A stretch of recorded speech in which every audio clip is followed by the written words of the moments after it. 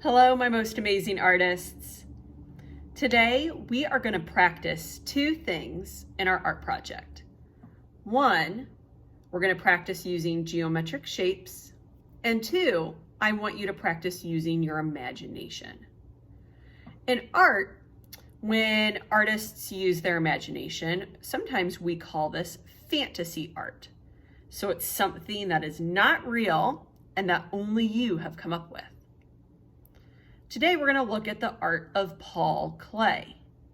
Paul Klee loved using his imagination to draw and paint things that don't look realistic, and he loved using shapes.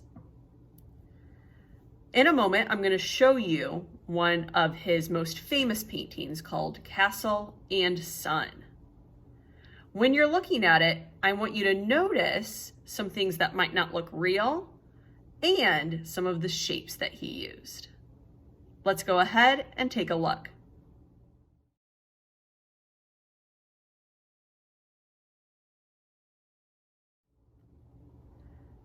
Now that you've had a chance to look at Paul Klee's castle, let's go ahead and create one of our own.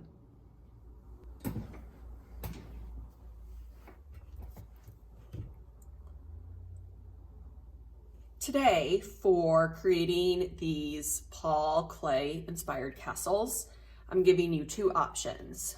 Option one is to draw a castle and color it in, and option two is to cut and glue paper and create a castle that way out of collage. So here's an example that I've already started where I've cut and glued different shapes of construction paper. I'm not quite finished. I would like to put a sun or a moon in the sky, and I could even go back in with my Sharpie and add some details. I'm showing you this right now because I'm not going to demonstrate cutting and gluing for you. However, when I did start this, I started with my door in the center, and then I decided what this side of the castle would look like and this side of the castle. So I'm going to follow the same process when I'm drawing. This project is really about your imagination, and so I want you to have fun with this, whether or not you're cutting and gluing or drawing. So if you are drawing this castle, I'm going to start with the door kind of in the middle towards the bottom.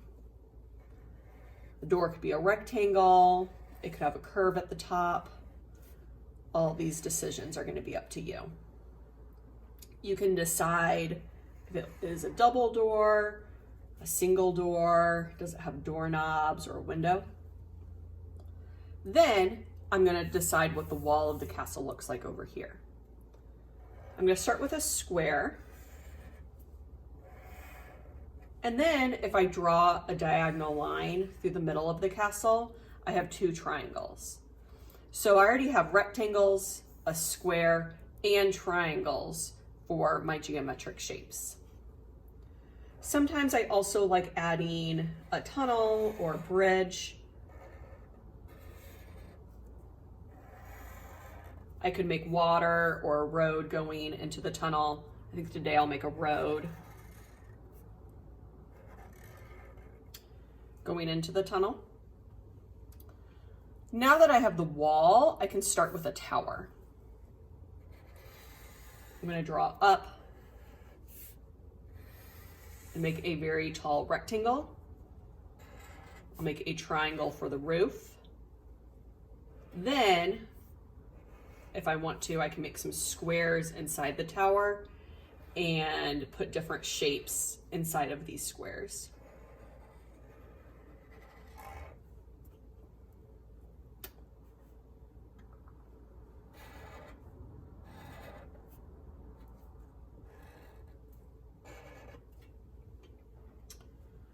I like making the towers on my castle different heights. I just think it makes it a little bit more interesting. Then right here, if I want to make another wall, kind of going above the door, and I also like making a castle line like this. I could draw some people or a dragon as part of my castle scene. That would be cool. Maybe I'll make a semicircle inside here as well. Now it's time to design this part of the castle. It could be the same as this or different. I like making mine a little bit different, so I might even start off with a really tall tower. And I'll make the top of this tower look a little bit different.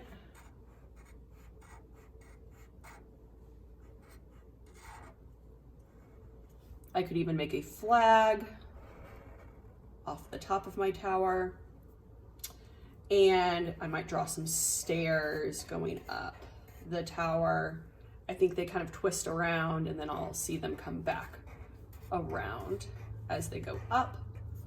Maybe I'll put some windows in my tower. Now I haven't quite filled up my whole page, so I'll go ahead and make the wall first. I think I'm going to make another tunnel. And then another tower.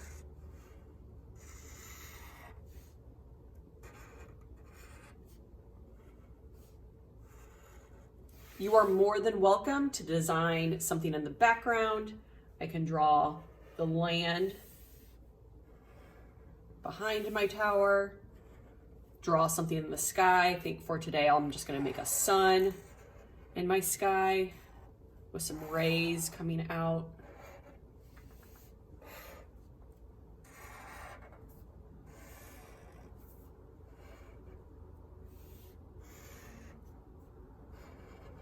Just like that. After you finished drawing your castle, I would outline it with a Sharpie or a black marker and then color it in. You can color it in with crayons or markers. I'm going to leave that part up to you.